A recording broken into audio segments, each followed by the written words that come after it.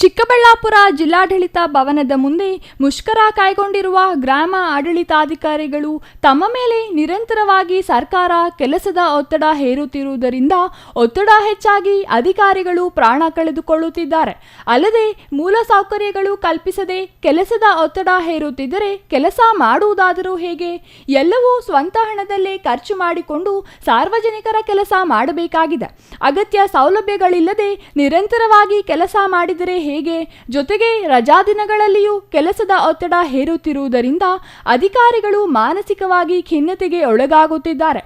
ಅಲ್ಲದೆ ಕೌಟುಂಬಿಕ ಸಮಸ್ಯೆಗಳಿಗೆ ತುತ್ತಾಗುತ್ತಿದ್ದಾರೆಂದು ಅಧಿಕಾರಿಗಳು ದೂರಿದರು.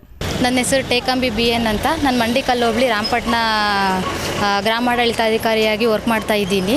ನಮಗೆ ಮುಕ್ತ ಬೇಡಿಕೆಗಳೇನೆಂದರೆ, ಮೊದಲನೇದಾಗಿ ಫಸ್ಟ್ ಆಫ್ ಆಲ್ ನಮ್ಗೆ ಲ್ಯಾಪ್ಟಾಪ್ ಇಲ್ಲ ಸರ್. ಲ್ಯಾಪ್ಟಾಪ್ ಇಲ್ಲ, ಚೇರ್ಸ್ ಇಲ್ಲ, ಕುರ್ಚಿಗಳಿಲ್ಲ. ನಮಗೆ ಬೆಳಗ್ಗೆಯಿಂದ ಸಂಜೆವರೆಗೂ ಬೆಳಗ್ಗೆ 6 ಗಂಟೆಗೆ ನಾವು ಆಧಾರ್ ಸೀಡಿಂಗ್ ಆ್ಯಪ್ ಸ್ಟಾರ್ಟ್ ಮಾಡಿದ್ರೆ ರಾತ್ರಿ 9 ಗಂಟೆವರೆಗೂ ಕೆಲಸ ಮಾಡ್ತೀವಿ ನಾವು.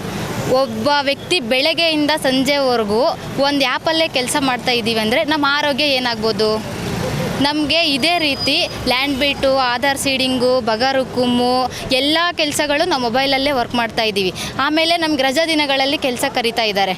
ಮತ್ತೇನೆಂದರೆ, ರಜಾ ದಿನಗಳಲ್ಲಿ ಕೆಲಸ ಮಾಡಿ ಡೇ ಫುಲ್ಲು ನಾವು ಕೆಲಸ ಮಾಡಿದ್ರೆ ಒಂದು ಮೊಬೈಲ್ ವರ್ಕ್ ಅಂತ ನಾವು ಮಾಡ್ತಾ ಇದ್ದರೆ ನಮ್ಮ ಆರೋಗ್ಯ ಏನಾಗ್ಬೋದು ನಮಗೆ? ಈ ಹಿನ್ನೆಲೆಯಲ್ಲಿ ಕಂದಾಯ ಇಲಾಖೆ ಸರ್ಕಾರ ಕಂದಾಯ ಅಧಿಕಾರಿಗಳ ಮೇಲೆ ಒತ್ತಡ ಹೇರುವುದನ್ನು ಕಡಿಮೆ ಮಾಡುವುದರ ಜೊತೆಗೆ ಅಗತ್ಯ ಮೂಲಸೌಕರ್ಯ ಕಲ್ಪಿಸಬೇಕೆಂದು ಆಗ್ರಹಿಸಿದರು. ಲ್ಯಾಪ್ಟಾಪ್, ಕಂಪ್ಯೂಟರ್ ಸೌಲಭ್ಯವಿಲ್ಲ, ಕೂರಲು ಚೇರ್ ಇಲ್ಲ, ಸರಿಯಾದ ವ್ಯವಸ್ಥೆ ಇಲ್ಲ. ಹಾಗಾಗಿ ನಾವು ಜಿಲ್ಲಾಧಿಕಾರಿಗಳ ಕಚೇರಿ ಮುಂದೆ ಧರಣಿಗೆ ಕುಳಿತುಕೊಂಡಿದ್ದೇವೆಂದು ಅಳಲು ತೋಡಿಕೊಂಡಿದ್ದಾರೆ. ಸರ್, ಇವತ್ತು ನಾವು ಏನು ಇಡೀ ರಾಜ್ಯದಲ್ಲಿ ಗ್ರಾಮಾಡಳಿತಾಧಿಕಾರಿಗಳು ಪ್ರತಿಭಟನೆ ಮಾಡ್ತಾ ಇದ್ದೀವಿ ಅಂತಂದರೆ, ನಮಗೆ ಬಹಳಷ್ಟು ವರ್ಷಗಳಿಂದ ಯಾವುದೇ ಸರ್ಕಾರದಿಂದ ಮೂಲಭೂತ ಸೌಕರ್ಯಗಳು ನಮಗೆ ಸಿಗಲಿಲ್ಲ. ನಾವು ಅದರಿಂದ ವಂಚಿತರಾಗಿದ್ದೀವಿ.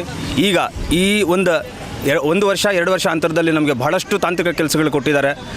ಬಹಳಷ್ಟು ಮೊಬೈಲ್ ಆ್ಯಪ್ಗಳನ್ನು ರೆಡಿ ಮಾಡಿದ್ದಾರೆ. ಆ ಮೊಬೈಲ್ ಆ್ಯಪ್ಗಳಲ್ಲಿ ಈಗ ನಾವು ಪ್ರೆಸೆಂಟ್ ಅಂದರೆ ಈಗ ಪ್ರಸ್ತುತಕ್ಕೆ ನಾವು ನಮ್ಮ ಮೊಬೈಲನ್ನೇ ಉಪಯೋಗಿಸಿ, ನಮ್ಮ ಡೇಟಾವನ್ನು ಉಪಯೋಗಿಸಿ ಹಗಲು ರಾತ್ರಿ ಅಂದಂಗೆ ಕೆಲಸ ಮಾಡ್ತಾಯಿದ್ದೀವಿ.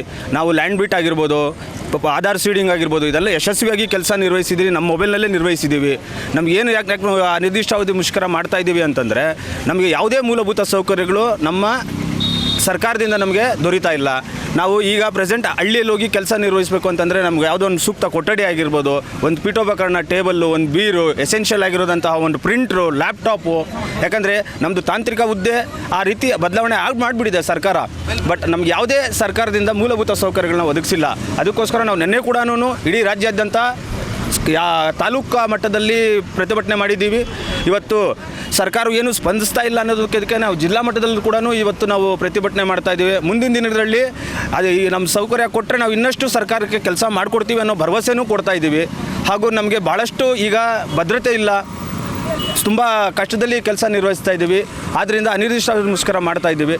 ದಯಮಾಡಿ ನನಗೆ ಸರ್ಕಾರದವರು, ನಾವೆಲ್ಲ ಇಡೀ ಕರ್ನಾಟಕ ಗ್ರಾಮ ಆಡಳಿತ ಅಧಿಕಾರಿಗಳು ನಾವು ಕೇಳೋದಿಷ್ಟೇ, ನಮಗೆ ಮೂಲಭೂತ ಸೌಕರ್ಯಗಳನ್ನು ಕಲ್ಪಿಸಿ, ಭದ್ರತೆ ಕಲ್ಪಿಸಿದ್ರೆ ನಾವು ಇನ್ನೂ ಸರ್ಕಾರದ ನೀವು ಏನೇನು ಪ್ರಗತಿಪರ ಯೋಜನೆಗಳು ಮಾಡ್ತೀರಾ ಸಾರ್ವಜನಿಕರಿಗೆ, ಆ ಪ್ರಗತಿಪರ ಯೋಜನೆಗಳ ಕೆಲಸನ ನಾವು ಸಮರ್ಪಕವಾಗಿ ನಿರ್ವಹಿಸ್ಕೊಡ್ತೀವಿ ಅಂತ ಹೇಳ್ಬಿಟ್ಟು ನಾನು ಮಾತು ಮಾಡ್ತೀನಿ ಸರ್. ಒಟ್ಟಾರೆಯಾಗಿ ಮೂಲ ಸೌಕರ್ಯಗಳು ಹಾಗೂ ಬೇಡಿಕೆಗಳು ಸಿಗುವವರೆಗೂ ಈ ಧರಣಿ ನಿಲ್ಲೋದಿಲ್ಲ ಎಂದು ಕಂದಾಯ ಇಲಾಖೆಯ ಅಧಿಕಾರಿಗಳು ತಿಳಿಸಿದ್ದಾರೆ. Nandakumar, CTV news, Chikkaballapur.